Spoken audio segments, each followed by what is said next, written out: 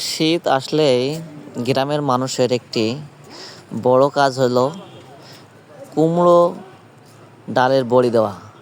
তেমনই আমাদের এলাকায় বা আমাদের বাসাতেও কুমড়ো ডালের বড়ির দেওয়ার প্রোগ্রাম চলতেছে। তো কুমড়ো ডালের বড়ি আসলে খুবই সুন্দর একটি সুস্বাদু খাবার।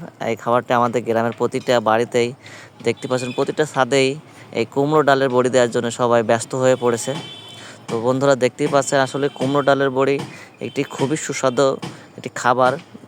রান্না করে খেতে হয়, যেহেতু এটা আমাদের প্রতিটি গ্রামের প্রতিটা বাড়িতেই এই শীতকাল আসলেই এই সাধারণত কুমড়ো ডালের বড়ির দেওয়া শুরু করে। তো এটা একটা প্রসেসিং অনেক জটিল একটা প্রসেসিং, কারণ এটা আসলে যারা করে আমাদের বাড়ির মা বোনেরা এরা তৈরি করে থাকে, সাধারণত প্রচুর খাটনিরও কাজ আর খেতেও অনেক সুন্দর। দেখতেই পাচ্ছেন, এটা হলো এক ধরনের কুমড়ো ডালের বড়ি ছানা করা হচ্ছে। ছানা করার মাধ্যমে এরা প্রতিটি স্থানে আরও পরিষ্কার আর ধবধবে করানো হয়। আর এই কারণে এগুলোটি নেটের জালিতে রোদে শুকানো হয়। শুকানোর পরে এগুলো আমাদের বিভিন্ন তরকারির মাধ্যমে বা মাছ বা আদার্স সবজি টবজি দিয়ে রান্না করা হয়।